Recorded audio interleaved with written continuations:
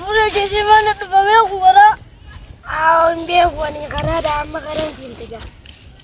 Oi, asli kita ini gimana kita kuda mah? Ami kalle jimare jelle ngapte zumatirata. Gimana cara ini kita mah? Leleba.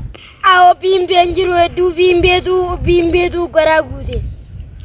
Amma me karam jiro funeri na me bimbe sun. Aw usme punya mal tua di gore se bangan. Us ka punya bu ya mas.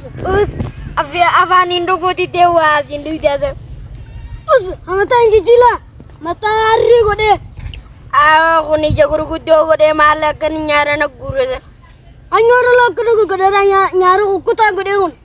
Aku mal guru tu saka geragut. Us amala mani sidani mus.